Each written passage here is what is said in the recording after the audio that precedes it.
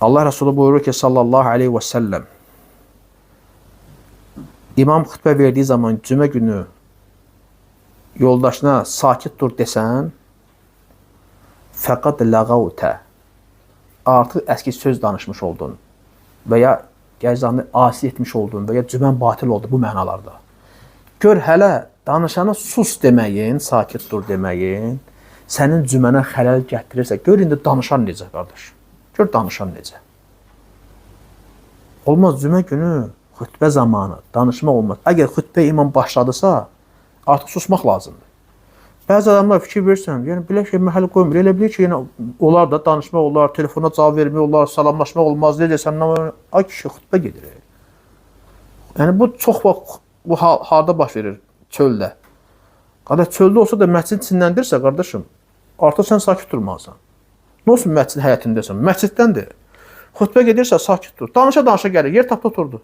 Və deyək ki, lap kirkət namazı fərq etməzini qılmalıdır. Amma da danışa-danışa ara gəlsən, məscid içindəsən, xütbə gedir. Sus demək belə olmazsa, danışmaq necə? Danışmaq ondan betərdir. Əllə işarə edə bilərsən, gəlib sahabələrdən. Da belə də səs də çıxarmırsan, amma bəzən sus deyir. Belə yox. İşarə etdin ki, yəni qardaş, sakit dur, imam danışır. Mani olursan, qardaş, söhbət edirsən, mən dinləyə bilmirəm. İnsan cümə namazında niyə iştirak edir? Yəni, həftəlik moizədə faydalanma istəyir. Sən yanında telefonla danışsan, mesajlaşırsan, dang-dang səs gəlir məsələn, söhbət edirsən. Axı, mənə mani olursan, mən xütbədən faydalana bilmirəm. Nəsə öyrənməzsəm, öyrənə bilmirəm. Mani olursan.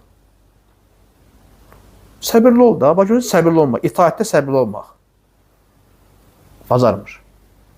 Gözlə, xütbə qutarar, nə qədər istəyən çox danış. Səhərə kimi. Amma xütbə zamanı danışmaq olmaz. İnsanlara əziyyət vermək olmaz. Hətta elə rivayətlər var ki, səhilində ixtilaf olsa da, bəzi anlar ki, zəifdir. Mesela İmam Əhmədin müsnədində keçir. Orada gəl kim danışarsa, belində kitab daşıyan uzun qulağa bənzəyir. Amma kim sus desə deyir, artıq deyir, cüməsi yoxdur.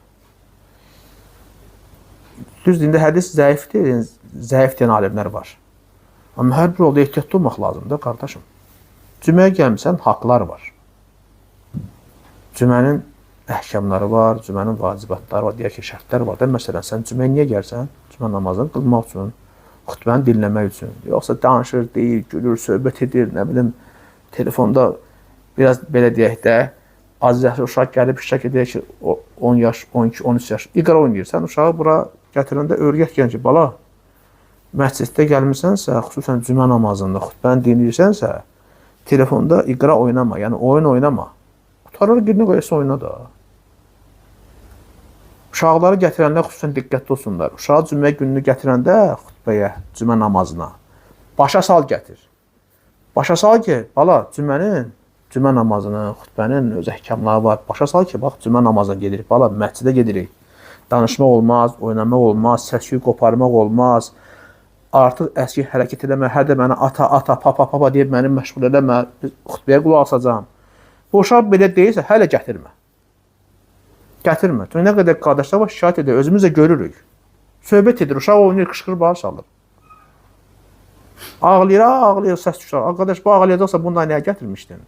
Madem bu dura bilmirsə, gətirmə də, qardaş. Öyrət biraz böyüyər, onda gətirərsən. Bax, beləcə cümə günü nə özümüzün, nə də başqalarının gəlin cüməsini xarab eləməyək. Əhkamlarını bilmək lazımdır hər ibadətin. Cümə gününə də aid olan əhkamlar var, onları öyrənmək lazımdır. Onlardan biri cümə zamanı, yəni xütbə zamanı danışmaq olmaz. Olmaz, qətiyyən olmaz. Günahdır. Danışarsan, cümən batil olar. Qorx ki, sayılmaz.